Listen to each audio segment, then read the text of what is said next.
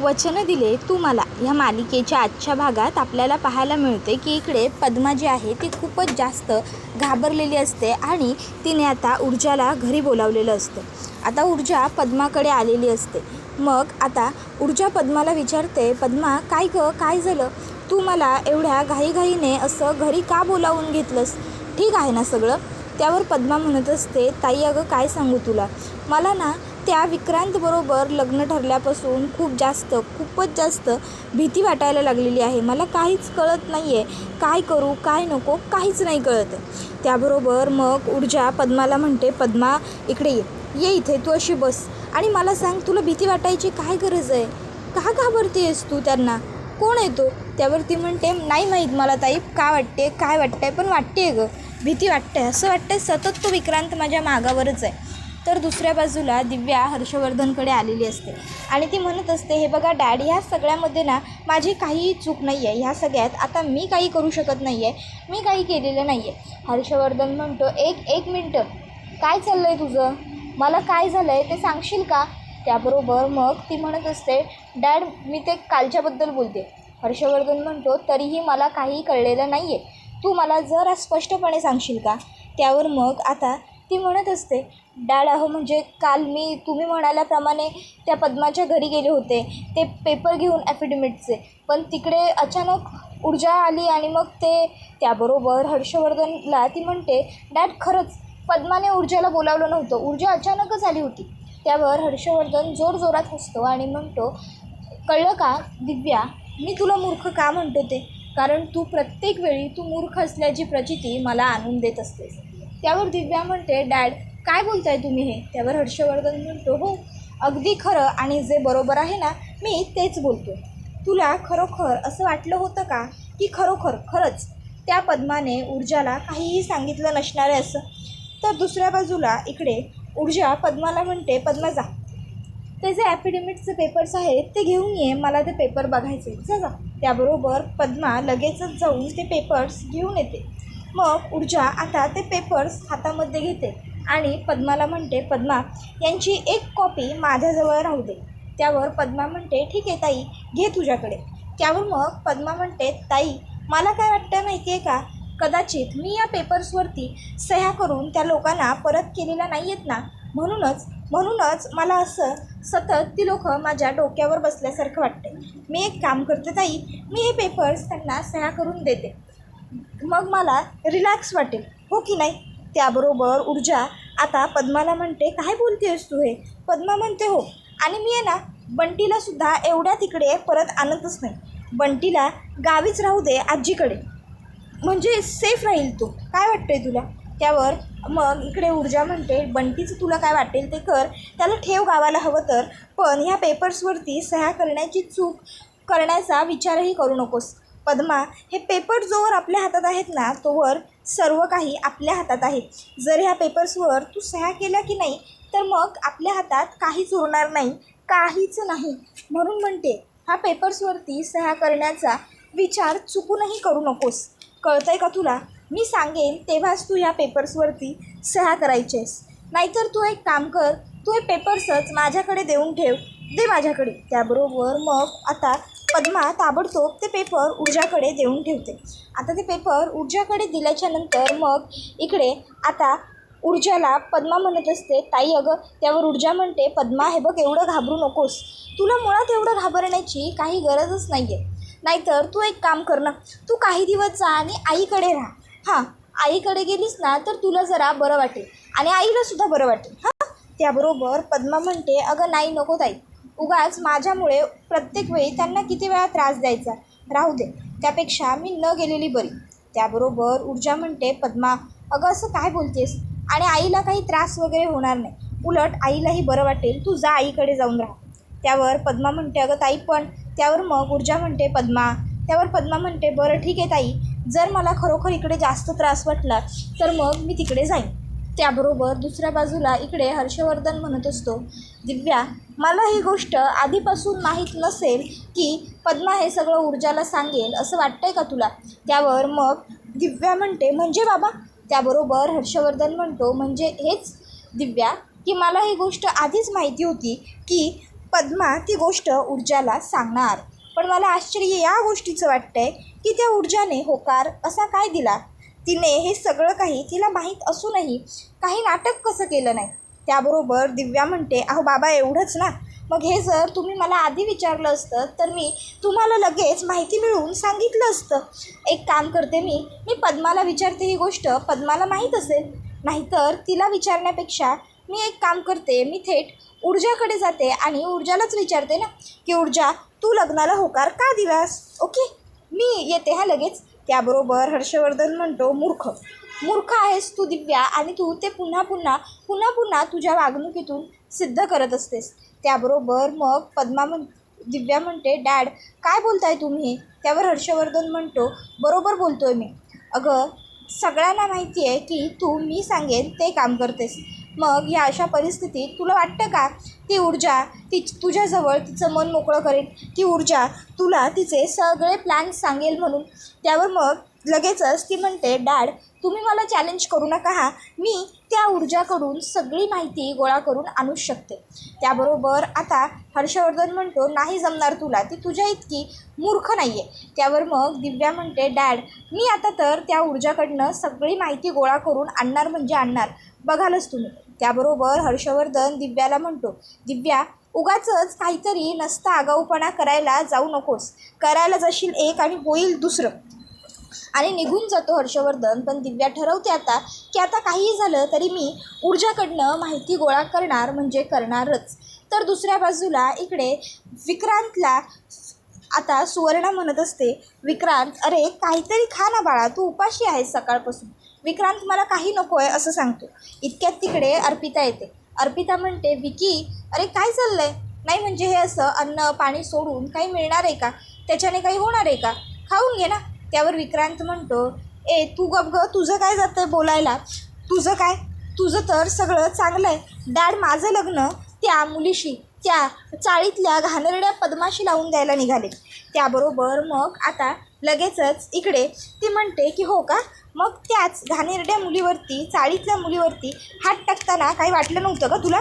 त्याबरोबर आता विक्रांतचा हात उठतो. विक्रांत अर्पितावर हात उगारतो. त्याबरोबर सुवर्ण ओरडते, विकी. त्याबरोबर विक्रांत थांबतो. मग तो लगेचच आता तिला म्हणत असतो, तोंड सांभाळून बोलायला सांग हिला. आणि तुला काय वाटतं ग, खरोखर तो शौर्य तुझ्याशी लग्न करणार आहे का. हां अगं त्या शौर्याचं खूळ जे डोक्यात घेऊन बसलेस ना ते काढून टाक. काही होणार नाही आहे त्या शौर्याचं लग्न तुझ्याशी. त्याबरोबर ती म्हणते, होणार माझं आणि शौर्याचं लग्न होणार, आमचं लग्न होणार, कळलं ना. त्याबरोबर विकी म्हणतो की नाही होणार आहे लग्न वगैरे काही, कळलं का. त्याबरोबर मग आता विक्रांतला त्याची आई म्हणते, विकी गप्प बस आणि जा इकडनं. त्याबरोबर मग विक्रांत म्हणत असतो की हो मी जाणारच आहे, फक्त हिला खरं सांगून जावं असा विचार केला आणि म्हणून बोललो, कळलं का. त्याबरोबर मग आता लगेचच त्याला आई म्हणते की पुरे झालं चल निघ आता. त्याबरोबर मग आता तो म्हणतो की हो मी जातोयच, आणि लक्षात ठेव तुझ्या डोक्यात हे जे शौर्याचं खूळ आहे ना ते काढून टाक, कारण त्याचा काही उपयोग होणार नाही आहे. तो शौर्य तुझ्याशी कधीच लग्न करणार नाही आहे. अप्पी मी तुझा विचार करतो, तू लक्षात घे. आणि मग तो तिकडनं निघून जातो. त्याबरोबर आता मात्र इकडे विक्रांत तर हे सगळं बोललेलं असतो, पण विक्रांतच्या बोलण्याचा आता अर्पितावरती खूपच डीप परिणाम झालेला असतो. अर्पिता आता विक्रांत जे बोललेलं असतो त्या विचारामध्ये मग्न होते. आणि आता अर्पिता ही म्हणजे खूप जास्त ओव्हर पॅनिक झालेली असते. त्यावेळी आता तिची आई ही तिच्यासमोर उभी असते. आता ती बघत असते की अर्पिताचे हातपाय लटलट आहेत. आणि आता ती अर्पिताला म्हणते, अर्पी ऐक ना बाळा, शांत हो, तू काळजी करू नकोस, तुझे डॅड म्हटलेत ना तसंच सगळं होईल हां अर्पिता. पण अर्पिता काही शांत होण्याच्या मनस्थितीतच नसते. तर दुसऱ्या बाजूला इकडे हर्षवर्धन आणि शिर्के बोलत असतात. हर्षवर्धन म्हणत असतो, शिर्के साहेब आपण एकदा का या लग्नाचं प्रपोजल पूर्ण केलं की विषय संपला. आपलं आता ॲफिडेविटचे पेपर्स त्या पद्माच्या घरी पाठवले. तिने एकदा का त्याच्यावरती सह्या केल्या की झालं, आपलं मिशन क्लिअर झालं, मग आपण मोकळे. त्याबरोबर मग लगेचच आता शिर्के म्हणायला लागतात की खरंच वाटलं नव्हतं हे सगळं एवढ्या सोप्या पद्धतीने होऊ शकतं. मला तर वाटलं नव्हतं की ती पद्मा सह्या करेल म्हणून. त्यावर हर्षवर्धन म्हणतो, पण मला वाटलं होतं. त्याबरोबर मग शिर्के म्हणतात, काय म्हणजे तुम्ही ती आधीच सह्या करेल असं गृहीत धरलं होतं? त्याबरोबर हर्षवर्धन म्हणतो, हो ऑफकोर्स. हे बघा शिर्के, फक्त 2 पॉसिबिलिटी होत्या. पहिली म्हणजे की पद्मा सह्या करू शकते आणि दुसरी पद्मा सह्या नाही करू शकत. आणि दुसरी पॉसिबिलिटी खोटी ठरली, पहिली खरी ठरली. आता ह्याच्यामध्ये सुद्धा आणखीन 2 पॉसिबिलिटीज आहेत. ते म्हणजे याच्यामध्ये 2 कारणं असू शकतात. एक तर तिचा काहीतरी प्लॅन आहे होकार देण्यामागे. दुसरी म्हणजे की ती गरिबीला कंटाळली. आता काय असेल ते गॉड नोस सध्या तरी.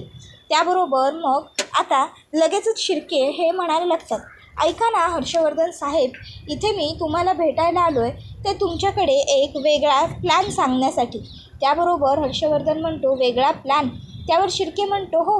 हे बघा, तसंही आपल्याला त्या मुलीच्या सह्या ह्या तर लग्नाआधीच मिळणार आहेत ना, मग तरीही आपल्याला लग्न लावून देण्याची काय गरज आहे? सह्या मिळवल्या की आणखीन थोडे जास्त पैसे देऊ आणि हा लग्नाचा विषय तिथेच संपवू ना. अहो, या लग्नामुळे आमच्या घरामध्ये रोज खूप तमाशे सुरू आहेत. त्याबरोबर शिर्केंना हर्षवर्धन म्हणतो, असं आपण करू शकतो, पण जर आपण असं केलं ना तर ह्याचा तुम्हाला तुमच्या राजकारणात काही उपयोग होणार नाही. पण जर तुम्ही हे लग्न लावून दिलं, खूप मोठ्या प्रमाणावर चांगल्या पद्धतीने गाजावाजा करून लग्न लावून दिलं ना, तर याचा तुम्हालासुद्धा फायदा होऊ शकतो. कळतं आहे का तुम्हाला? मी तुमच्या फायद्याचा विचार करतो, मी तुमचा विचार करतो. त्याबरोबर मग आता लगेचच इकडे शिर्के म्हणतो की ठीक आहे, मग तुम्ही म्हणताय तसंच होईल. तुम्ही म्हणताय तर मी करतो मी विक्रांतचं लग्न त्या मुलीबरोबर करतो आणि ते सुद्धा खूप मोठ्या प्रमाणावरती त्यांचं लग्न लावून देतो. तुम्ही काही काळजी करूच नका. त्याबरोबर हर्षवर्धन म्हणत असतो की शाब्बास, आपल्याला विक्रांतची बाजू सांभाळून धरायची. आपल्याला विक्रांतची बाजू चांगली खंबीरपणे उभी करायची आणि त्यासाठी आपल्याला हे सगळं करावंच लागेल. त्याबरोबर शिर्के म्हणतो, काही काळजीच करू नका तुम्ही. मी एक काम करतो, आजच माझ्या सगळ्या सहकाऱ्यांची मीटिंग घेतो आणि त्यांनासुद्धा ह्या लग्नाबद्दल सांगतो. हर्षवर्धन म्हणतो, सांगा. जितक्या जास्त लोकांना सांगता येईल ना या लग्नाबद्दल, तितक्या जास्त लोकांना या लग्नाबद्दल सांगा. तितक्या लोकांना ह्या लग्नामध्ये सहभागी करून घ्या, इन्व्हॉल्व करून घ्या. कारण काय आहे ना, हे लग्न मोठं झालं पाहिजे, ह्या लग्नाचा गाजावाजा व्हायला पाहिजे. कळतं आहे ना तुम्हाला? त्याबरोबर शिर्के म्हणतात की येस सर, कळतं आहे. त्याच्यानंतर ते तिकडनं निघून जातात. तर दुसऱ्या बाजूला इकडे आता शौर्यने एका वकिलाला भेटायला बोलवलेलं असतं. तो म्हणतो, हां बोल ना शौर्य. त्यावर मग शौर्य त्यांना म्हणतो की अरे, ऊर्जाने तुमच्या सरांकडून कर्ज घेतलं होतं, तर ते किती बाकी आहेत पैसे, काय त्याचा सगळ्याचा हिशेब तुझ्याकडेच असतो ना. त्यावर तो म्हणतो की अरे हो, असतो ना भावा. त्यावर मग शौर्य म्हणतो, मग मला जरा सांगू शकशील का की ऊर्जाने किती कर्ज घेतलं होतं आणि त्यातलं किती बॅलन्स आहे अजून? त्याबरोबर तो म्हणतो की हो सांगतो, एकच सेकंद हा. ऊर्जाने टोटल 30,000 रुपये घेतले होते, त्याच्यातले 5.5 तिने परत केलेत, आता उरलेले बाकीचे उरले. त्याबरोबर मग शौर्य म्हणतो ठीक आहे आणि लगेचच तो त्याला एक रकमी पैसे काढून देतो. त्यावर तो त्याच्याकडे बघतच राहतो. तर शौर्य म्हणतो, अरे असा काय बघतोयस? ऊर्जानेच हे पैसे माझ्याकडे दिले होते हड्डी सरांना देण्यासाठी, पण ॲक्च्युली आता मी चेंबरकडून जाऊन आलो, पण ते बिझी आहेत, म्हणून मग मी विचार केला की त्यांना हाक मारण्यापेक्षा तुला बोलवावं आणि म्हणूनच मी तुला बोलावलं. त्याबरोबर लगेचच आता तो म्हणतो, अच्छा नाही काही हरकत नाही, मी ताबडतोब पैसे डायरीत नोट करून ठेवतो. आणि मग तो लगेच ऊर्जाचं सगळं लोन क्लिअर झालं असं डायरीत नोट करून घेतो. त्याबरोबर मग आता लगेचच शौर्य त्याला म्हणतो, बरं आता भेटलोच आहोत तर जरा चहासुद्धा घेऊया, ये. उगच तुला मी एवढ्या शॉर्ट नोटीसवर बोलावलं, सॉरी का. त्याबरोबर तो शौर्याला म्हणतो, अरे काय यार मित्रा, काय बोलतो आहेस तू पण, उलट बरं झालं तू बोलावलंस ते, तसंही बरं वाटलं जरा बोलून. खरं सांगू का, तर मला ना तुझ्या डॅडना येऊन भेटायचं आहे, हर्षवर्धन सरांना. त्यावर मग शौर्य म्हणतो, कशा संदर्भात रे? त्यावर तो म्हणतो, अरे ती नाही का एका बिल्डरची केस आहे आमच्याकडे, त्या संदर्भात. अरे त्या केसवरती मला काय करावं काही सुचत नाही आहे. त्या जागेवरती आहे स्टे आणि त्या जागा मालकाला तिथे बिल्डरला देऊन बिल्डिंग बांधायची आहे. मग आता बिल्डिंग बांधायची आहे तर त्यासाठी काय करता येईल हे बघायचं. या सगळ्यामध्ये तर हर्षवर्धन सर एकदम मास्टर आहेत ना. त्यावर मग शौर्य म्हणतो, तुला वाटेल तेव्हा तू ये ना, काही हरकत नाही आहे. त्यावर तो म्हणतो की अरे अख्ख्या कोर्टाला त्यांची शिस्त माहिती आहे. शिस्त म्हणजे शिस्त. त्यामुळे बाबा मी काही असं तसं येणार नाही आहे. मी व्यवस्थित रीतसर त्यांची अपॉइंटमेंट वगैरे घेऊनच येणार आहे त्यांना भेटायला. तर दुसऱ्या बाजूला लगेचच अर्पिता ही इकडे साड्या ट्राय करत असते. तर तिला तिची आई म्हणत असते, अर्पिता अर्पिता अगं शांत हो. अर्पिता म्हणते, मॉम अगं अजून कुठे शांत राहू, अजून किती वेळ. अगं आता लग्न आहे ना माझं आणि शौर्याचं, मग लग्नाची तयारी नको का करायला. मॉम अगं वेळ खूप कमी आहे आपल्याकडे, वेळ पटापट जातोय गं. आणि म्हणून मग मी तुला सांगते की पटकन आटप, कळतंय का तुला. त्याबरोबर मग आता शिर्के हे म्हणत असतात की हो बाळा, पटकन करायचं आहे सगळं आपल्याला, पण हळू काळजी करू नकोस, तुझं होईल शौर्याशी लग्न होईल. पण त्याआधी बघ ना डॉक्टर आंटी आल्यात. त्यावर ती म्हणते, ओ हां डॉक्टर आंटी, हाय, कशा आहात तुम्ही. आंटी तुम्हाला साड्यांमधलं कळतं का. अरे सॉरी, मी काय विचारते तुम्हाला, ऑफकोर्स कळतच असणार, तुम्ही एवढी स्वतः साडी वेअर करून आलाय. आंटी मग तुम्ही सांगा ना, मी कुठली साडी घालू लग्नात. आंटी म्हणजे माझ्यावर पर्पल कलर सूट दिसेल की हे. त्याबरोबर मग आता शिर्के म्हणतात, हो बेटा तू शांत हो आधी. हां डॉक्टर आंटी इथे तुझ्याबरोबर बोलण्यासाठी आलेत की नाही, मग तू आधी त्यांच्यापणे शांतपणे बोल आणि मग त्यानंतर तुम्ही हे सगळं ठरवा, ओके. हां त्याबरोबर मग आता डॉक्टर म्हणते की शिर्के तुम्ही थोडा वेळ जरा थांबता का बाहेर, मला फक्त तिच्या एकटीशी बोलू द्या.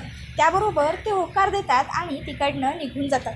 तर इकडे दुसऱ्या बाजूला शौर्य याला लगेचच त्याचा मित्र म्हणत असतो की मला माहिती आहे की आता सध्या ऊर्जाने हे पैसे पेड केलेत, म्हणजे आता ऊर्जावरती कुठल्याही कामाचं प्रेशर टाकायचं नाही आहे.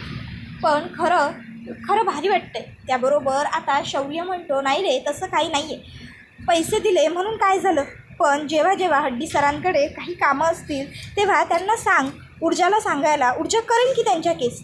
त्याबरोबर मग आता लगेचच तो म्हणू लागतो की अरे तसं नाही रे, म्हणजे आता बघतोयस ना, आता ऊर्जाकडे ऑलरेडी केवढ्या मोठ्या चांगले हाय प्रोफाईल केस येत आहेत.